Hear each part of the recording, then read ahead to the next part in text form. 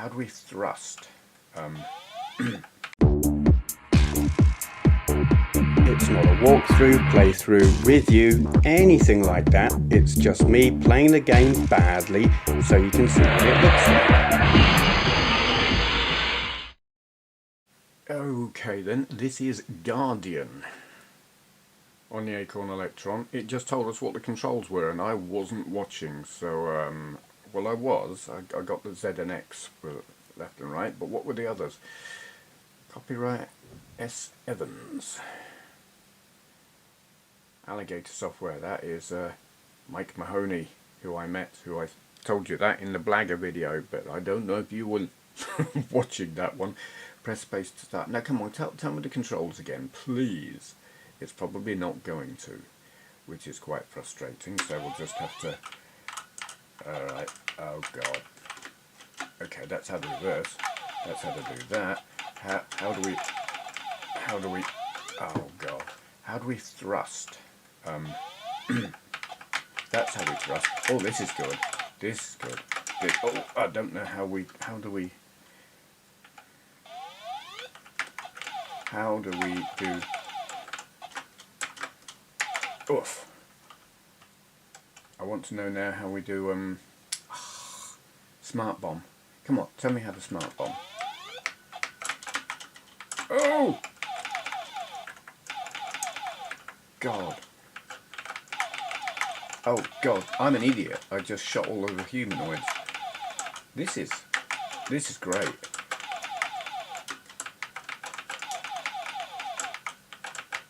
Oops, oh crap. There's gotta be a way. There it is. Oh, this is awesome. Ah! Yeah. This, oops, to have a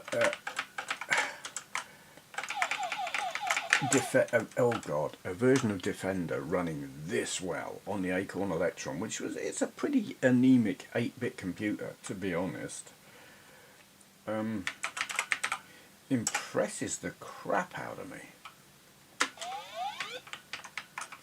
Lost the controls already.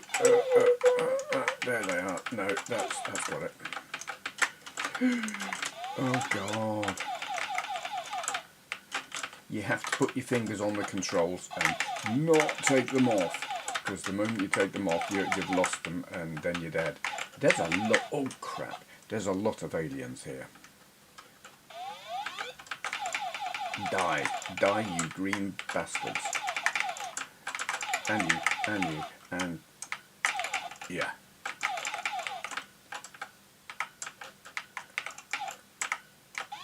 Yay. Yes, awesome. I've had... Oh crap, that was a bad idea. I've got a version of a Defender clone on the Electron on tape. And what the hell was that called? Gauntlet, which at the time I thought was fantastic and like on a par with the arcade game, but I can tell you it's nothing compared to this. Absolutely nothing. The scrolling on this just kicks the arse off of that. The overall speed of this, it just beats Gauntlet in every respect. If I'd have had this back in the day, it would have blown my mind, because it's doing a pretty good job of that now. Oh. Yeah. Oh, crap. Uh-oh. Oh. Thank God for smart bombs. Oh God, go away. No. Ooh. Rock hard. Oh, go away. Ooh.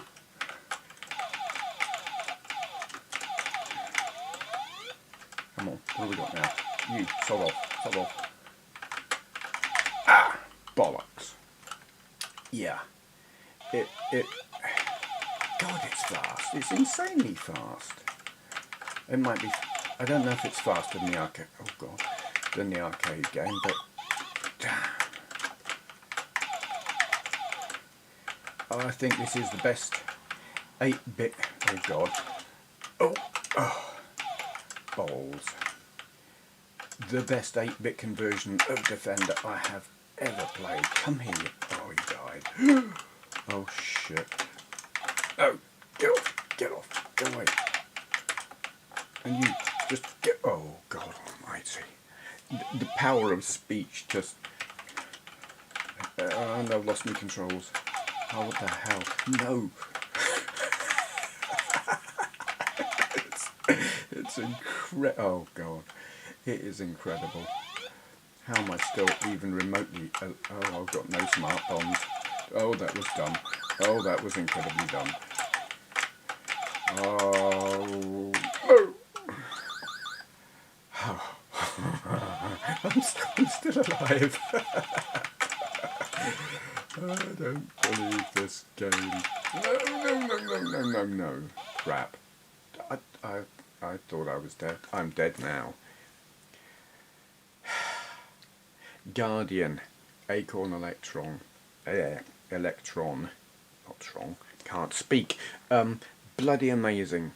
Absolutely gobsmacking.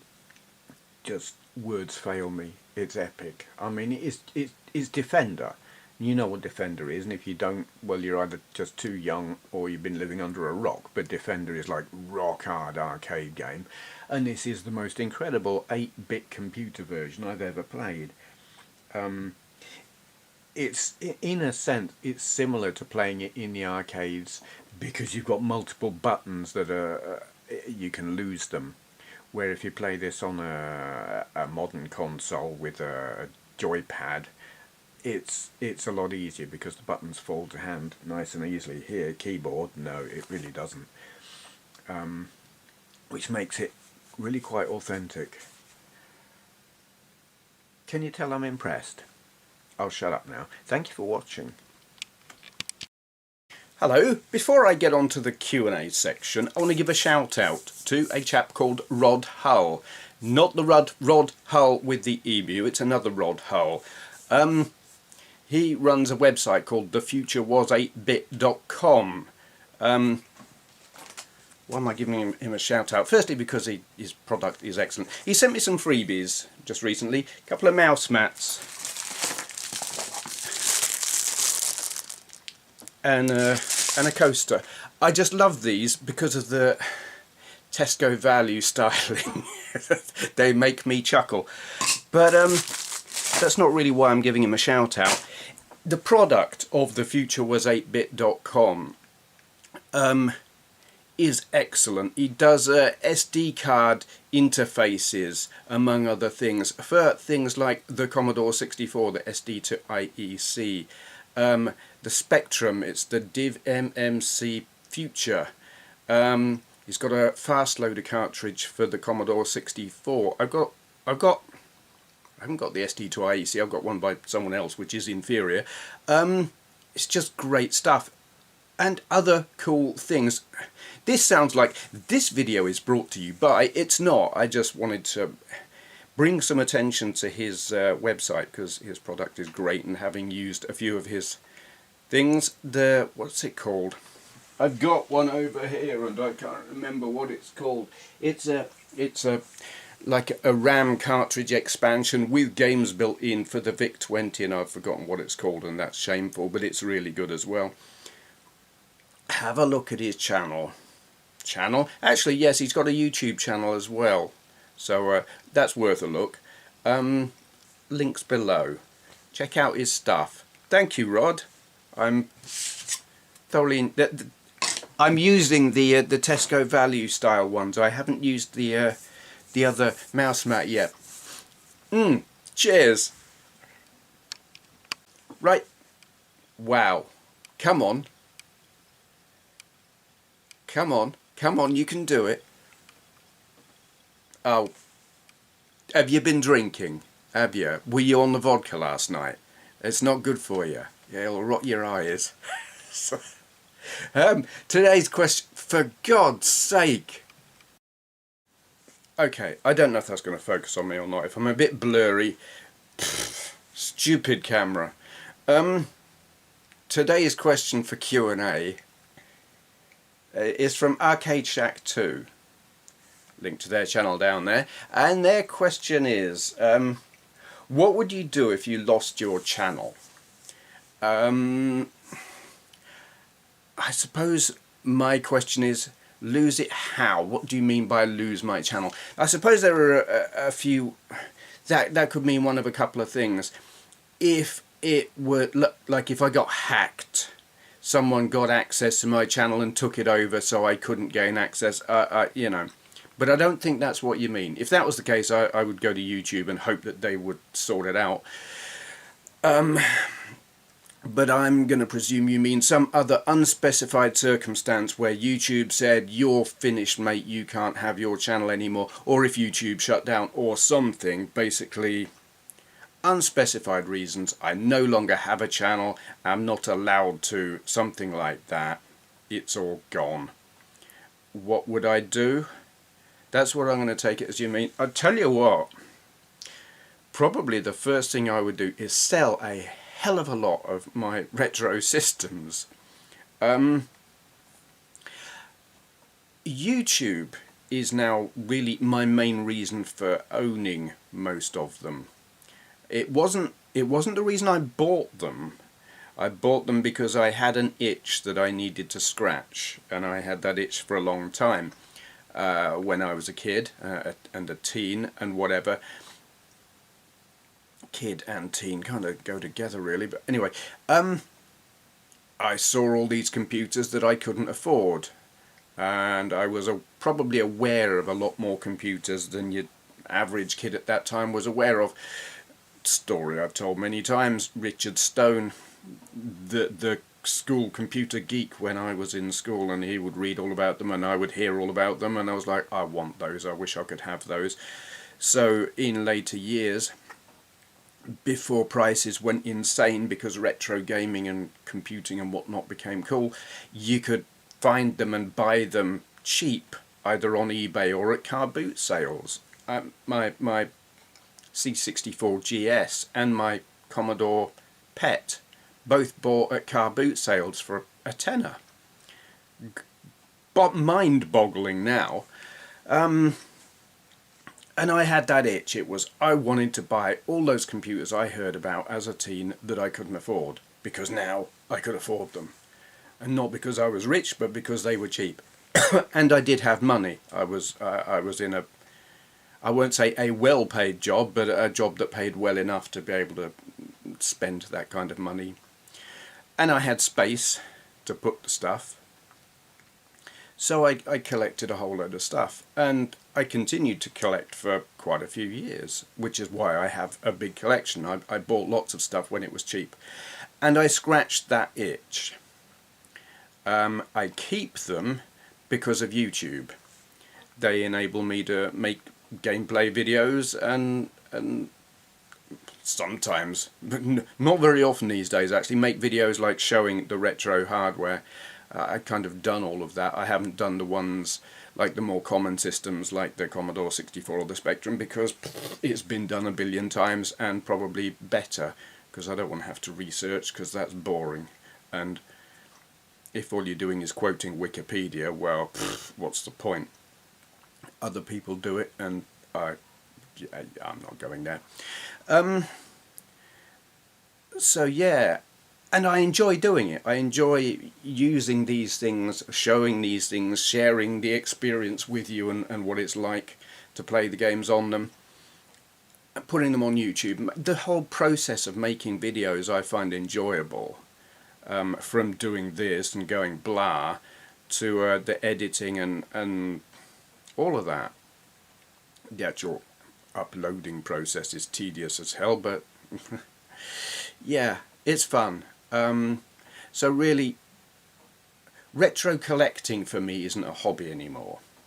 But sharing my retro collection with you on YouTube, that's my hobby. And if you take away the sharing part, then for me there would be no point in having all of this stuff. And I would sell it, most of it. I would actually keep the ones, there are a few systems I'd keep. Basically, I would keep anything that's got an SD card interface or similar, something that will allow me to quickly access the software on it, like multiple games. If I've got an EverDrive cartridge or an SD to IEC or a Div MMC Enjoy, Future was 8-bit products, that kind of thing. Like the Dreamcast with its, I've forgotten what it's called, DGMU, you know the kind of thing. SD card interfaces. If I've got a system with that, I would keep that. But anything that was like tape loading, basically, or maybe floppy disk loading, where the disks have all rotted or whatnot, given way to bit rot, yeah, I'd probably sell them. Because they take up space, and I'm not really inclined to spend the time to load a game from tape, unless it's something spectacular, and really all the spectacular stuff is on the systems where I've got SD card solutions anyway. Yeah, I would sell them. It is great having all of these things and being able to play with them from time to time, but by God, they take up a lot of space. This is, I talk about it as if it's a small room. It's not a small room. It's probably the second biggest room in this house, not including the kitchen. It's a big room, but it's jam-packed with stuff, which actually leaves very little in the way of living space, like room to move. I reorganised it a bit recently, and it's a more pleasant living space now. It's quite comfortable in here, but it would be nice to have more space, and selling it would give me that. Which doesn't mean I want to sell it. It doesn't mean like, oh, I'm not into the retro thing anymore. But YouTube is what keeps me into the retro thing. Yeah. So if you took that away, I would just be like, no point having all of this. It would go on eBay, I imagine. I mean, it's kind of like,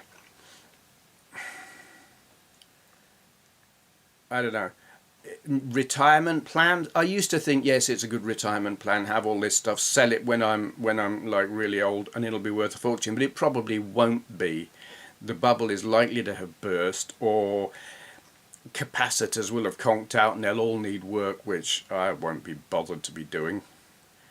I don't see the value increasing enormously to the point where, you know, I can sell it and make a fortune. There might be one or two systems that will go that way, but largely I don't think it will. I think it will peak. It's like we see systems go through the prices. They go in waves of what system is cool and what isn't cool, based on the age of your typical buyer. It's like for a while Atari systems and 8-bit systems in that particular, from that era, were worth or were selling for a significant price, and then that price plummeted because your retro gaming age, the people who were buying the retro gear, it was a younger group who were now buying NESs and Master Systems and stuff from that era. I don't know what the current retro gaming fashionable generation of retro hardware is now. Where is the price peaking on what generation? No idea. I used to track prices when I was running my website, retrogamingcollector.com. That's not there anymore. Don't bother going there, it's gone.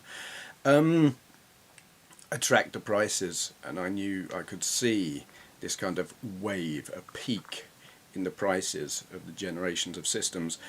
Don't know where it's at now, but yeah, things do. That you watch the price go up and up and up, and you think, wow, well, if this keeps going like that, in a few years' time, it's going to be worth a bloody fortune. But it's not. It peaks and it plummets again, fades into insignificance, or at least not something that's going to make you a fortune.